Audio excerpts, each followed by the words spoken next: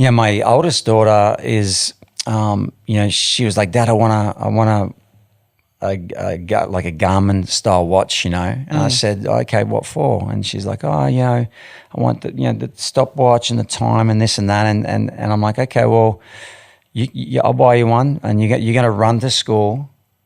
It's a mile from Sunset to Pipeline. That's where the school is. And she'd been doing this before, and not from any mind doing, but she's like, Dad, I'm going to run the school today. Wow. I'm like, okay, you're going to run the school. Backpack? She goes, no, can you just bring the backpack and a spare pair of clothes? I was like, okay, yeah, I'll do that. And I expected her to walk and jump on the bike and we'd go. And she ran the whole way. And so she started running, and she got her friend. And so her and her friend would come to our house, and they would run to school, a mile to school before school. Real 3 days a week. What's so cool about that, Jamie, is how often do we hear like, oh yeah, I don't have time to work out.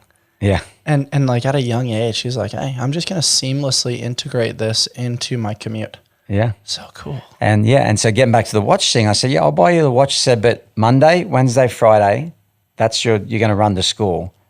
Rain, hail or shine, that's your commitment. If you want your watch, you've got your watch if you do that. Mm-hmm. And so it was through Thanksgiving area. And so like one day there was a day off school, and she's like, Dad, do I have to run today? I said, what day is it?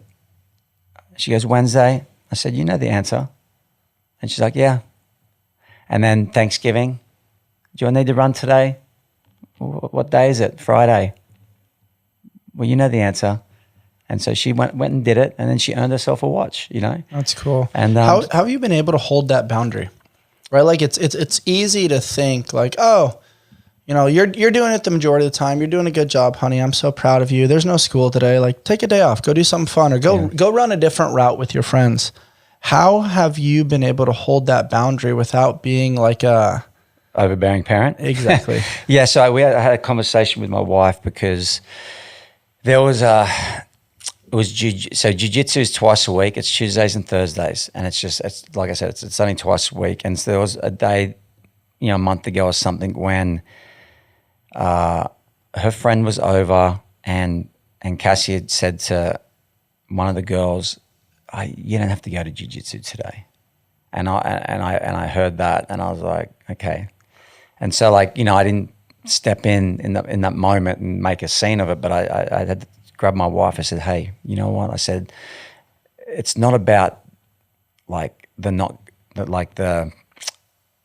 going. It's the reaction that it has in the future. If she thinks she can just take time off for any reason, I said, that now morphs into like taking a day off from work when you're older, or so I was just like, it's quitting once becomes a habit. Yeah. And I just said, it's not like, I know it seems like it's just one day. What's one day? I said, but I don't want to set their mind in motion that, well, I can just take a day off because of this and that.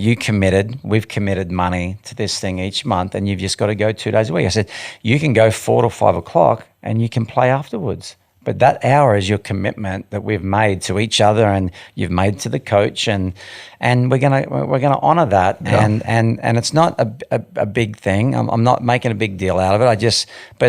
And she was like, and she totally got it. She's like, yep, I get that. And I said, okay, so we're on the same page. She's like, yeah, we're totally on the same page. I said, so yeah. I said the friend can come with and watch, or they can come back after, and there's time to play. I said, but that hour, like, that's a commitment.